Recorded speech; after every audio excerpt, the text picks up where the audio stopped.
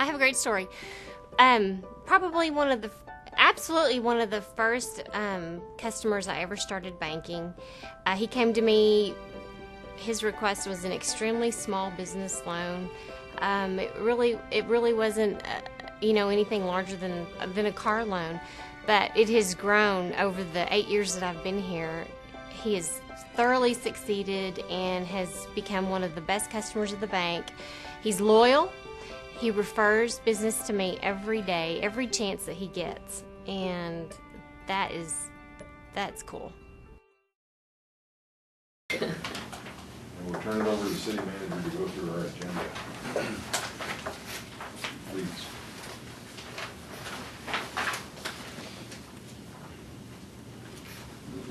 Something's Bad battery. a bad operator or battery's good. When they have to rely on the fourth estate. There we go. You got it? Well, as soon as you said that, it came on. Every electronic in the room sprang to life. Yeah.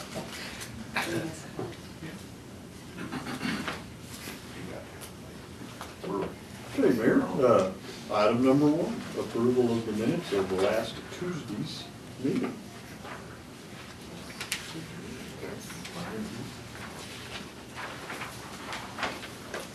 Item number 2, public hearing on the teen curfew renewal. This begins the action steps that we discussed last Tuesday. What I would suggest under this item, Chief Taylor will make his presentation on the police department's request for renewal of the juvenile curfew ordinance. At that time, he'll take a seat, be available for questions. You would then open it, and any questions from the audience or at the end from the commission.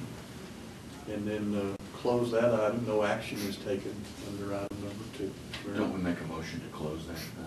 You can. Typically for us, the mayor has closed the hearing upon hearing of comments. So nothing, so mine would be number 3. So just do the, okay. All right. And then item 3 is directly the follow-up to that. That's the first reading of your ordinance re-adopting that curfew. We'll do this all again next week as well, a second public hearing and then the second reading of the ordinance. Presuming passage at that point, your curfew will be back in place for 3 more years. I haven't heard any comments about it. We've not had any comments. Good or bad or whatever. They're used to it Okay, we have the Kelly Shaw show coming up next. Hard to say. now. He needs a marquee. I'll say that quickly. Item number 4, this is a rezoning over in the vicinity of Sauncey Road and Tartar Avenue. It's actually, I believe, immediately south of that for a new bank building. Kelly?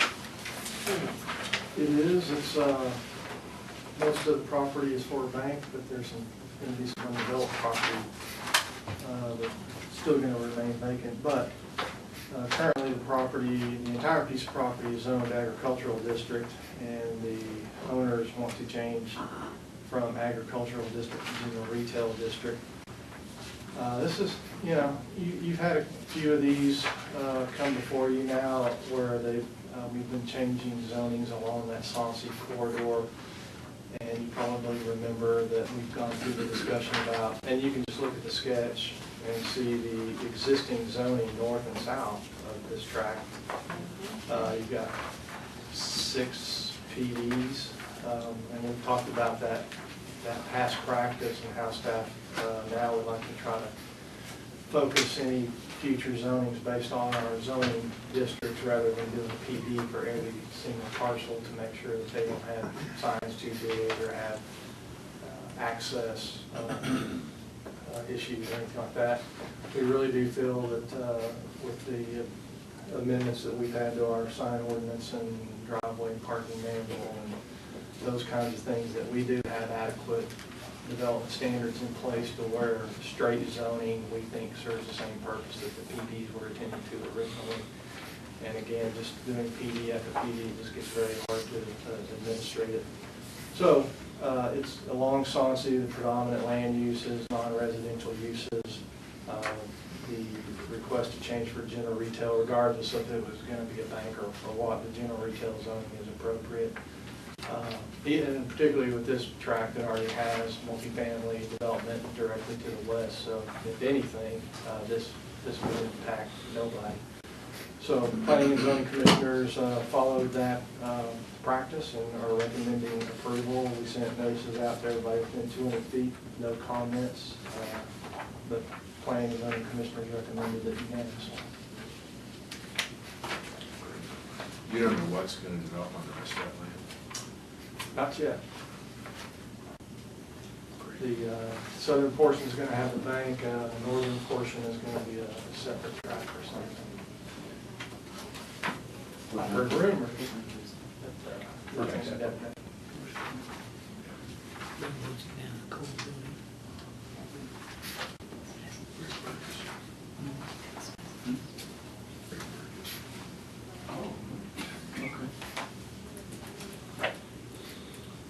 Okay, next item, 7394, specific use permit for the placement of the type A manufactured home. This is, south on Tradewind Street, south of Southeast 46. Okay. This particular zoning change is to accommodate a type A manufactured home, which is, that definition of type A was something that has received its certificate between 1976 and today. This particular request is for a specific use permit to place a double-wide manufactured home on about an 1.5 acre piece of property. I think what's interesting about this particular site is it has more issues going on than that. I just wanted to point out that this is just south of 46. The section that this tract is in is within the city limits. Everything east of this particular property is outside the city limits. And so when we're comparing this site with the existing development, all the existing development is pretty much across the street outside the city limits. And it's a hodgepodge of, there's some commercial, there are site-built homes, there are a lot of manufactured homes. So that's currently what's in the area, and that's kind of what's being compared to. That I just kind of wanted to mention that, you know, going back to our annexation policy not too long ago, that situation has basically been created because of we didn't want to make a donut hole for the Tradewind Airport. The Tradewind Airport's outside of the city limits, and so if we wanted to annex this area, we would create a donut hole basically. So that's kind of what's allowed the area east of this property to develop in that manner. So just kind of wanted to mention that, again, there's an instance where not annexing areas really close to the city limits can create some issues. But we are going to be looking at this section fairly closely as it develops, because right now it really is not developed and it's inside the city limits. This isn't an 1.5 acres, but as we get requests to start developing this section, we're really going to start looking at providing, number one, making sure the city standards are met, and then also trying to look at, we really don't want to see the hodgepodge type development that's across the street in this section. Well, are we allowing that at all with this? That's what I was application? thinking. And then we've got developers still talking about expanding out there. Well, Is this this is one owner of this whole area, or what's this ownership breakdown? I think if I remember right, there's a couple of different ownerships, but what you do is you talk to the developers or the owners and kind of let them know our thought process. But this being 1.5 acres and it having frontage, you can do that and still not create a lot of issues as long as you just don't start. Because what's happening across the street is you get one development in front, and then they want another one behind that, and then another one behind that, and you have to start doing all these easements. And you can still do 1.5 acres with frontage, with a structure on there, and still have the ability to create a subdivision. This really doesn't have any. The only access this whole section has is from 46th and trade winds basically. 58 goes south of here, but dead ends, really, it goes down and you have to go past the overpass and. But people are using it a lot more now, there's more traffic on 46. Right. There's a lot of traffic on 46 because of the housing developments, and when you hit 46, now you see a lot of people hit this intersection. I do. Go down the trade winds and go across, come back out on 58, and I mean, it saves you time waiting for the trains. Because very commonly, you pull up there and one train goes by and another goes by, and you're 15 minutes. You're still very close to the yard. You're very close. I just have concerns about what we're doing with our development policy. Just one place and create another postage stamp that's got to be overcome later. Is this, now is the Leon, this other area, the purple area, that's in the city? Yes. Yes. And across, just right here, the edge of that green is the part of trade winds that's now in the city. Well, this green is in the city. Correct, but I just want to be sure this is. But this again up here is a hodgepodge. Right. And the Levani's the purple part? It's a hodgepodge. It is, I don't know that, There's junk piles, it's developed maybe according to what they had originally. are we gonna create that again down here? But Mayor, it's also zoned industrial, which means Sure. it allows any and every use. It's got any Yeah, other use. yeah, it's wide open north. It's wide open north and and this meets the criteria, this particular lot meets the criteria for our, you know, suburban development. And again, as long as they have frontage and they do things according to city standards, it's just when you want to start developing off the frontage and that kind of thing, which I'm sure will happen, that's where you really have to let the property owner know, you're not gonna, if you're gonna start selling off lots and subdividing for development, then you're gonna be required to be held to the same standards as any other subdivision. But, with this one, I don't really think we're at the point, to start that argument, yeah. And I think the area that Kelly pointed out just immediately to the east, that's not new development. No. That's been out there. It's old trash, not Long new time. trash. Well, And if you look on that sketch, if you look down south where you see the Merritt Estates, you know, that's basically what you're gonna be looking at probably in this area, that, you know, you can still have those developments that front, but it's that development, you know, on inward from that where you start acquiring streets and platted lots and those kinds of things. You know, I agree with you 100%, but let me ask the council here. If somebody's an owner of land and you don't have set policies in place, you really can't, after the fact, begin to say to people, no, you can't do that when you've done it when the other surrounding areas. I mean, it does really limit the ability to use their private property. It's more difficult. This, remember, is a special, Specific use specific use permit rather than permit. zoning. So that means that you weigh each application on its own. This is not a zone per se. So we have a little, I agree with Kelly, this is not like you're rezoning. This is still zone ag. So on that, And so you're just allowing them to put a mobile home on. Ag is whereas industrial is your apex of your zoning triangle. It allows every use in the city. Ag is the exact opposite right across the street. It's the most restrictive we have. It's just for ag and farmhouse. And then you either have to get it rezoned or ask for a specific use permit, such as is occurring here. My only question is how this aligns with our development policy. And it really, I don't have probably enough knowledge at this moment to sort through that. well, and what we do, I mean, in our comprehensive plan, our future land use map, this is still designated as an agricultural area. We do have policies in place, you know, for residential development and agricultural zoning districts, and this meets that.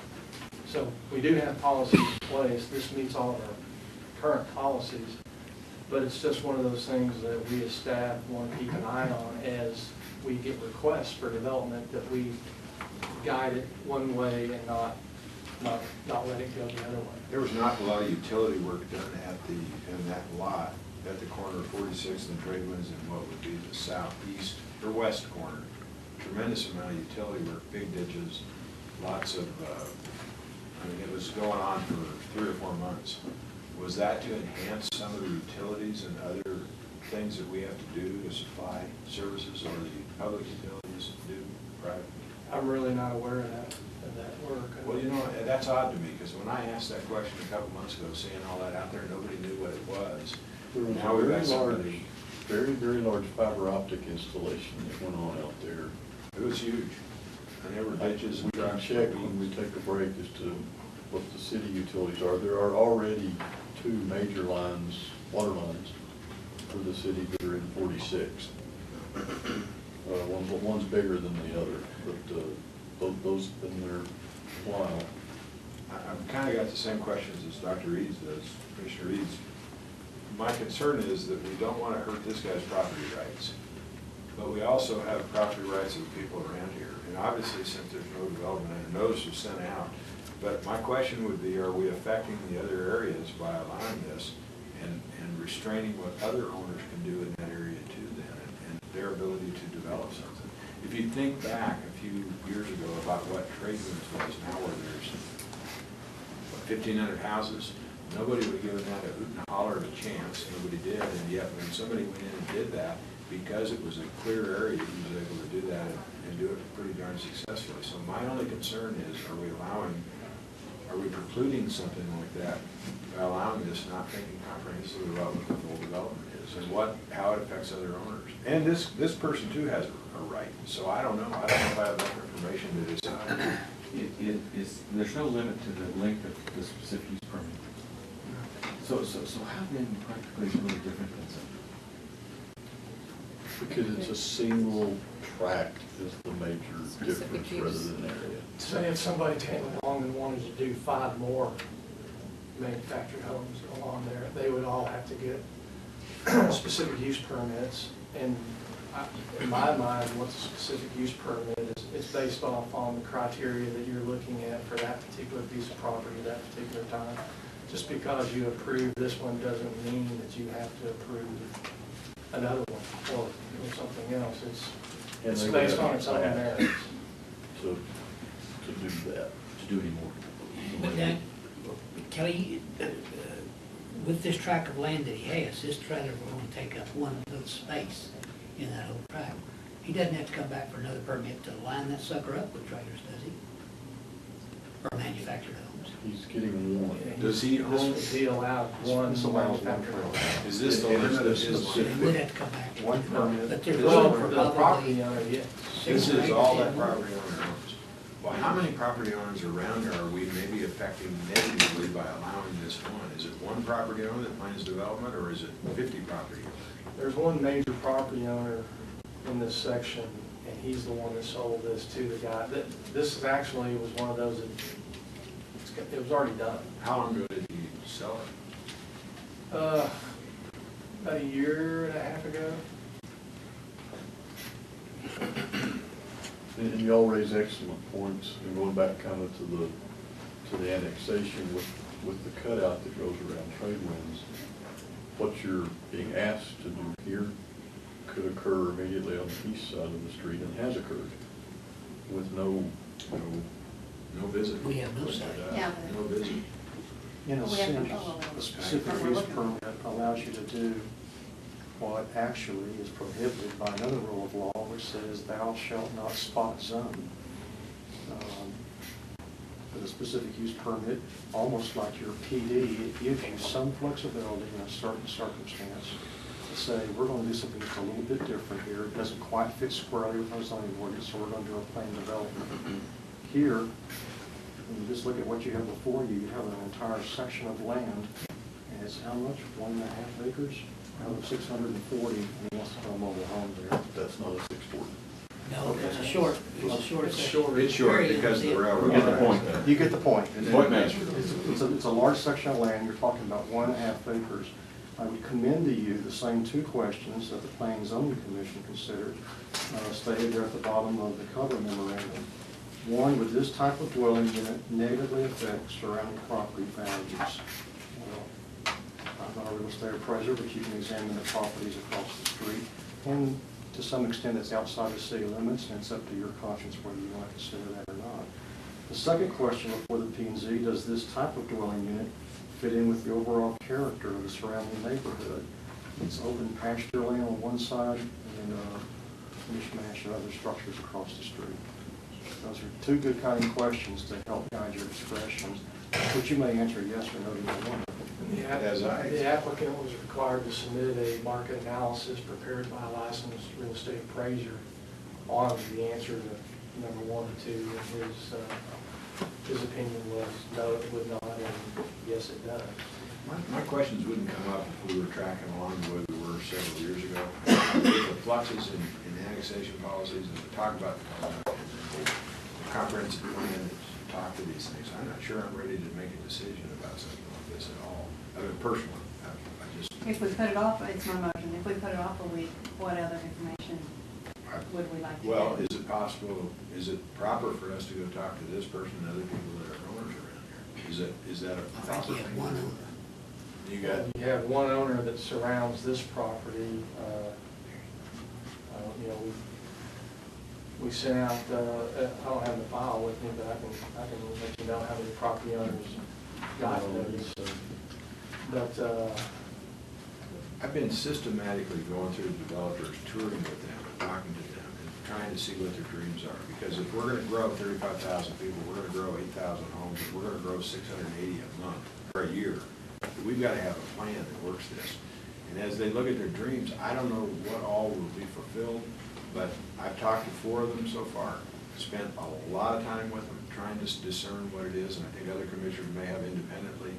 And my concern is that we're precluding something without enough knowledge. Now, whether it's proper for us to get that knowledge, I understand Dr. Reed's concern about that property owner's rights, but I've got a concern about, are we being consistent in the efforts we're making to change things and develop things? I don't know.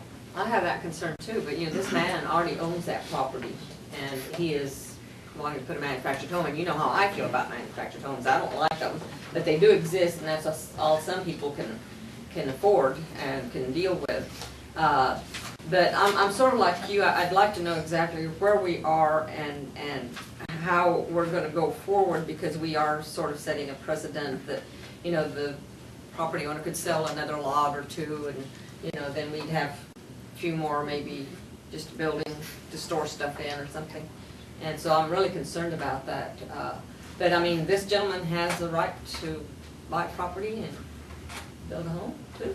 well, it looks like we sent out notices to, it looks like by far the majority owner was the one who sold him this property. It looks like we sent out notices to two smaller property owners on this side of the street. On the east side. On the east side, or on the west side. Are we required to send them out to people that aren't in the city limits? No. So the other side didn't get it. Oh.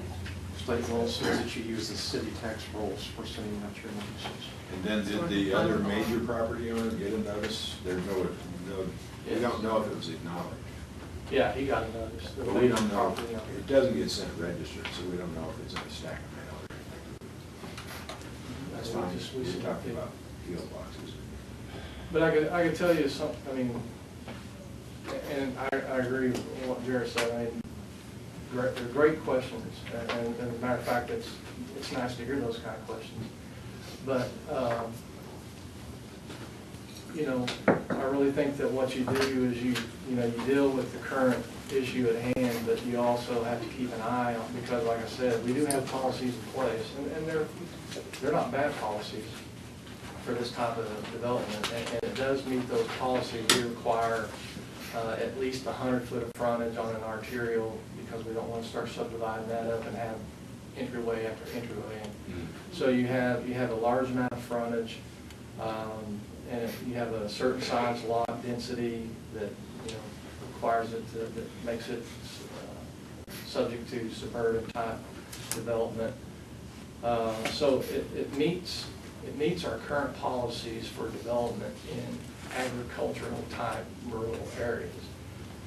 I think from planning's point of view, what you do is you try to make sure that number one, that's met, but number two, as things start developing, that you really keep your eye on the ball, and that you don't let things start happening to where at some point in time, then you're stuck with no way to get inward on the section. And then you have to start figuring out how you're gonna handle that. That, you know, if we start seeing lots subdivide, and a lot of that comes through communications. I mean, you talk with the major property owner out there, look, if you wanna start subdividing, selling off property, we're not gonna start doing it on a, you know, 7, 8, 9 piecemeal deal. If you're really gonna start subdividing for development, this is what you're gonna do, but you do that through communication and just keeping your eye on what's going on out here.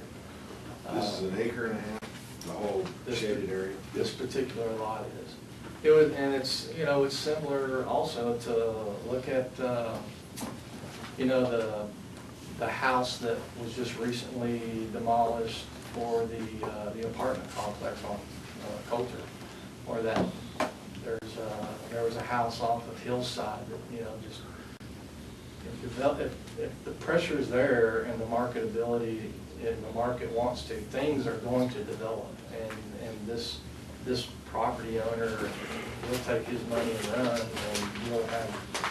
Well, but why then did we look at, doesn't answer in my mind, why we looked at maps that showed expansion and thought about giving the reserve areas and doing the other things that we're projecting forward? I simply don't have enough information to make a decision at this point. May I suggest, Mayor, that it's 2013 and you can see how this area's developed. Nothing's happened here. There's no guarantee there'll be any future development anytime soon, or it may explode tomorrow. If you have real concerns about this section, then you might consider visiting the city manager and the planning department and have them bring back a rezoning scheme for this section. And go ahead, and if you really want to restrict and control what's going to happen here, then use your zoning power and zone commercial along the arterial roads, zone transitional phrases, zone residential areas, and now it's locked. Now you won't have a mishmash. It's been zoned. And when they come in, they're going to have to either file a new zoning case, apply, or their plat, land design follows land use, that if it's going to be a commercial plot, then it'll be planted that way.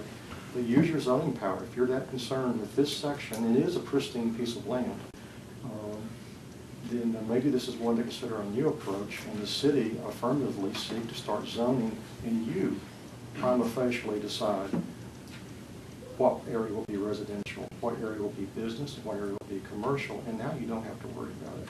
Well, it speaks to not having to do PDs everywhere either. Yes, sir. And where do we stand where state law comes in on manufactured homes? Well, we have to allow them in our city, and this specific use permit is what allows those in our city. We have to, I was going to ask the question a while ago, but I thought it might be antagonistic. I certainly don't mean it that way. But if not here, where should Mr. Ojeda buy his acre and a half for his trailer? Comes down to property rights. Where does he go? I think I'd be able to have a better view of this one way or the other by next week, but I don't know. But if we zoned it, as you're suggesting, then residential would not be allowed where he wants to put his trailer, right? Well, it depends on what you do. Yeah. The city can initiate, number one, the city can initiate zoning. You have the ability to do that. And if you wanted to, if you're concerned about how this might develop with manufactured homes or whatever, you could zone it per our comprehensive plan suggestion for sections where you have the neighborhood unit concept as much as could be accomplished in this section with non-residential uses on the hard corners and residential uses inward, and you could zone it GR on the corners, and you could zone it residential 1, 2, or 3. You could do that. You might suggest, and I think having proactive zoning of what traditionally we've let an agricultural zone hold is sure something to look into. This is a unique area over there because you do have some very heavy industry up on what would be the northwest corner of that tract and the train tracks. And we've all had a lot of comment lately about neighborhoods that are built up against the train tracks. Well, of course, I think some people live with that, some don't. It's not different than when Mr. Sinclair was talking to us about getting those units and working with those. Yet he specifically wants it to be surrounded by what I would call some pretty industrial uses. The other thing that I'm considering here is it's commercial. Yeah, it'll be commercial. The agricultural deal is sort of a holding pattern, as I see it, that's my definition, a holding pattern to get a zoning. So I don't know that we really are saying, well, it's okay to do anything there, we just haven't made a decision. And I think we're now trying to figure out how to decide these things so that we plan. I just think, I'm unable to make a decision at this point. I don't know whether it means I abstain or vote no to put it off for another week, because I can sure have an answer by next week that would satisfy my concern. I think we ought to table to time certain. I don't know that I'm for it or against it right now. Well, then the thing about it is, we all know what happens. You'll get one of these, and then you'll get another one, and then you'll have a third. And then anybody else who's interested in this area will say, well, I can't go there. They'll write off this whole area. And that's what we've got, and that's what happens consistently. My main concern is piecemealing it instead of zoning. I agree, I agree. That's been our effort, and we're making a shift, and it's turning the boat, it's not simple, and I don't want to hurt anybody here that has property rights on either side. Would I need to make a move to delay it or to table it? It's a time certain, if you do for next week. That doesn't leave us any problems. There's no like statute of limitations on the decision. The notices have run, so we're good with that. You're supposed to. No, we're good. Mayor, do you want to, Mayor? do you want to suggest 2 weeks rather than next Sir, week? that'd be great. Okay, I'll 2 weeks. I'll move to table it for 2 weeks. Would be March something there. March 4th. Which would be an evening meeting too, and then maybe, It would be March 5. March 5. Okay. Well, I can, March 5. I think those are fantastic comments, and I really appreciate you taking the time to think about it. But I'll just mention one last thing, that, you know, if that's the way we want to start trending towards, I think that's fantastic. But I just would mention one other thing. If you start, because we have some areas that are in holding patterns with this type of zoning and everything. And so if you want to start trending towards residential type development, zoning, and that kind of thing, then, you know, property owner may say, well, okay, like in this instance, there's water there, but there's no sewer there. So if we want to start zoning things for residential development and those types of development, then the city needs to be willing to have the infrastructure available that supports that kind of development. Sure. But I think that's part, I do think we'll get to a decision. I don't think it'll be that long. But I just, you know, all we talked about is keeping land where we have the ability to do it. Are we as city commission or the property owner still owns the property? I mean, they're gonna do whatever they want to. Well, they can. I mean, within the confines of whatever we Yeah, design. and that's what I think will answer it. I'm glad we're giving some thought to it. Excellent discussion, we are as well. Okay, so we'll look to table till March 5 on ordinance 7394. Item number 6, ordinance 7395. This is a rezoning out kind of in the creek or canyon area of West Cliff. So, Mr. Shaw. I think this is an interesting case to start from the beginning. This area, this entire area, is part of West Cliff Park, which was developed many years ago. This particular area was designated in that plan development as public open space and a lake, a pond. Way back. Yeah, way in the original development plans. Since that time, the property that was owned by the developer was then sold. You know, there's no homeowners association out there that maintains this area still, as has occurred with a lot of the areas out there that were designated as common areas and that kind of thing. So through the years, this property has been sold. It's not being maintained as a public common area or open space. Basically what it is just there's a natural drainage way that goes through here. and hooks up with another drainage area that goes on the east side of those apartments, and then they come together and go on down into north towards La Paloma. So probably by far the majority of this area is a natural drainage area. It's got a blanket drainage easement over probably 90–85% of the area, and this is about a 28-acre area.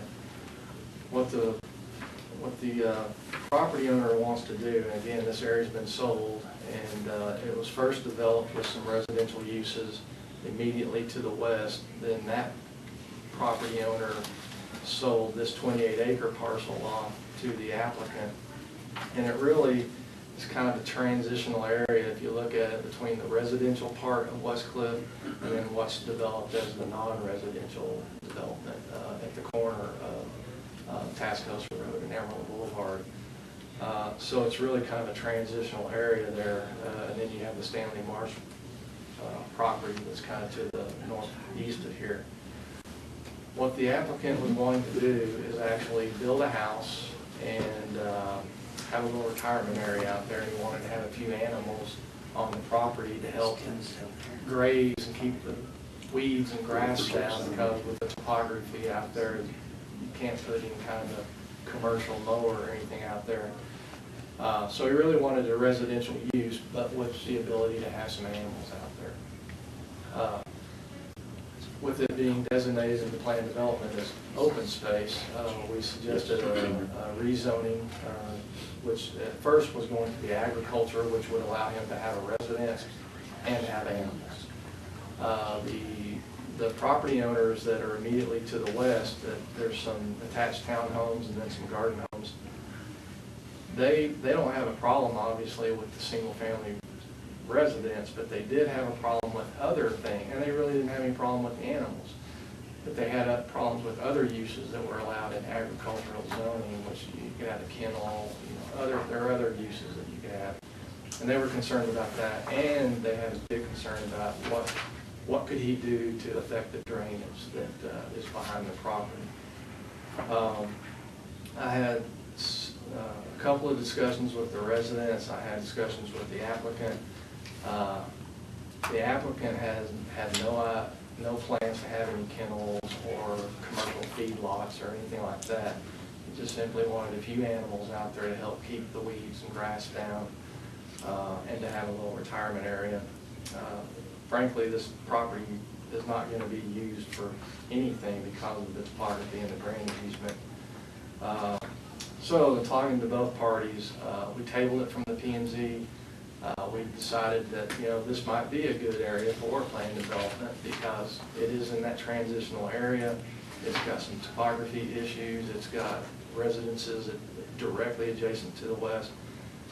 So we thought that a plan development that would allow single-family uses, single-family detached uses with the ability to have, and if you look at the development standards, it really, plan development would allow single-family detached residential uses and pasture land uses, which is defined as the grazing of horses and cattle or cattle only, no llamas, no goats, nothing like that, and limited to not to exceed one animal per acre.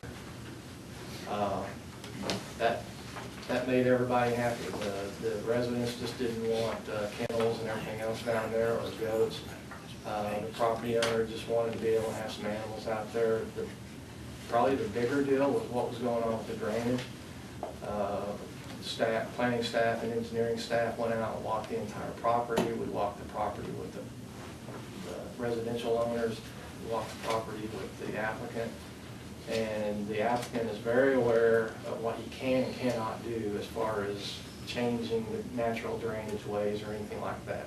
He's actually being required by TCEQ to build a silt pond and do other things. But as far as how it impacts the residences, he's very clear on what he can and can't do. And actually, truth be known, he's trying to help those homeowners out because they've got a problem their homes are built up on a pad, and then they've got about a 15-foot drop right at about 5 feet past their back wall. And there's already some erosion problems. And he has agreed, well, they're in discussions right now he wants to sell back about a 35-foot strip behind that basically that earth retaining wall, so that they would have the ability to try to shore up the pads that they're built on. And if he can help in any way with routing drainage somewhere else, he's more than willing to do so. So they're actually trying to work together out there, not only on this, but on, I think, more important issues. This particular request would really just allow the property to be owned and used with a house and some animals. The property owners were okay with it. He's okay with it, and planning and zoning commissioners felt that since both sides got together and worked something out that they were both happy with, that they were fine with it. It's just one house that, or is it a community of houses? One. It's a ranch He probably only has the room to build one. Somebody said the city owns some of that area, or was gifted that to develop as walking trails, and had to tie back in. No, that actually was part and parcel of the actual development, and was Never. It's still in most of what I think you might be referring to, as you come around the creek from that, is still in the ownership of what's now the homeowners association. Okay. And has been a contentious matter since the original intentions of West Cliff came unraveled 25 years ago. Long time ago. We've approached the city a few times and declined in the past. There are several areas out there that they would like the city to Yeah. If there were to be lakes, what you're looking at falls very hard left to right, right to left into a V, and then it turns and kind of goes up in a pretty good sized draw toward the northwest and comes out on Fairway where you have those major concrete culvert crossings. There were to be lakes back in there, all kind of stuff in the original McCulloch development that never occurred. Most of what you see is alleys in West Cliff are not alleys. If you look at the plats, they're bridle paths. Yeah. Yeah. Well, Area 18 is there's some nonprofits involved there. They didn't respond to this at all. Area 18. Down there, right below it there. Are they that It's a far? neighbor. Are they that far down there? South. South, I can't say. Oh, there's two 18s, I apologize. South and north. You're talking about the I'm ones to the sorry, I meant south. south. Oh, to the south. Nope. Yeah, no, nobody's had any, we haven't received any negative comments other than the property owners who are concerned about what he's moving some dirt around, and he's using some concrete ties to shore up some erosion, some problem areas that have some erosion issues out there. But everything that he's doing has been, number one, he was required to produce a drainage study on what he's planning on doing. He's submitted that, it's been reviewed by the engineering department. He's had TCEQ out there. Everything that he's doing out there is according to standards, both state and local. And there was one issue where Blossom Way continues on. That's going to be his main drive into his property. And he was up there trying to, he's going to have to build that up a lot for it to come on down into his property. And he was doing some excavating right around where that road ends, and they were very concerned that that would start eroding into the road that we have now. And so was the engineering department. So they've talked about that, and like I said, he's very clear on what he can and can't do. Is this a fairly current program? It would be, it's 1 year old. No. It's 1 year. Yeah, I'm just kind of curious. It seems to me that you have all these empty lots here on this end of this development. What is, they're all full now? They're all full. With Where maybe you at? two that are empty. Talking about these? I'm about all these empty lots right here. That filled up very quickly. Did it really? No, on that, right there. Okay. Up where it says 32, 32. I thought maybe that was what we called in the business a sign. A sign. Yeah, they have filled Okay. up. In fact, that one that you can see on number 8 was recently completed. That's a pretty large home. Yeah. And someday, if y'all would like and have time, outside the meeting, we'll be glad to pull up the plats from a bigger bird's eye view of this. Had West Cliff ended up the way it was originally designed, it would have been your first ever master planned community. In Amarillo, there was a school site back in the middle of this canyon. Remember On that? top of the hill. Yes, sir. We had a fire station area. Down here. The fire station was down by 42, that was the city's. So, yeah, it's, Best there's they should quite mice and a men. history to this neighborhood. And the animals include no chickens. You just need to make that clear. Don't start that chicken discussion. Horses and what? No chickens. No Well, what if goats or they're a chickens? pet? I had a lady who's told us that she came up to the door every day and woke her up. Yeah. Yeah, that's what she told us. Grazing Came up- animals is all you can I'm have. sorry, I didn't mean to, You're rubbing it. Grazing animals only, 4-footed. Chickens graze. Yeah. Heck. Any questions on ordinance 7395 that we might try to answer? No, he'll become a new taxpayer when it always happens. Bottom line, you get some tax bill. That's right, which is Yeah, generating that's nothing. And everybody else is happy. Any more? Okay. Look at item number 7. Thank you, Kelly. Thank you, sir. How many more of these do we have to record? As many as I can bring. That's good. Trying to keep your P and Z active. Item number 7, resolution on synthetic drugs.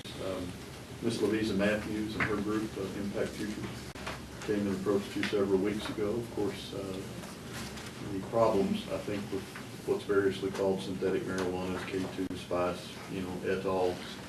Pretty well known. No doubt that this is a horrendous problem. Of course, the real issue then becomes how do one effectively deal with it. There are now 3 bills in the Texas legislature, Senate Bills 263 and 264, as well as House Bill 124, specifically to address this. Marcus, I think, has done an excellent job of taking some of the materials provided by Ms. Matthews and her group and crafting that rather than an ordinance, which we do feel would have very difficult time being enforced.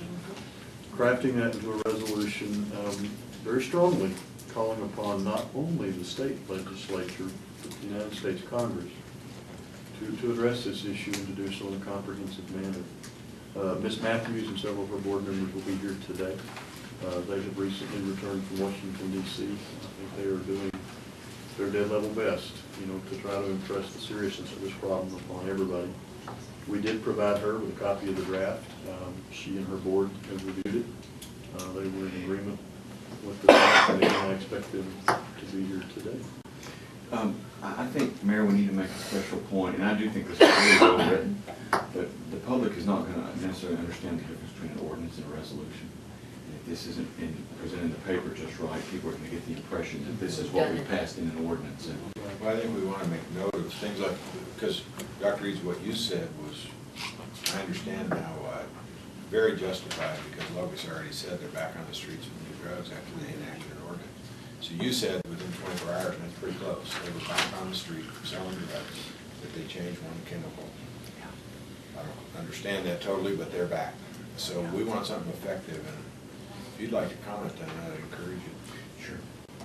It's your important point. You're our resident drug guy. I'd like you to maybe educate, because I think it's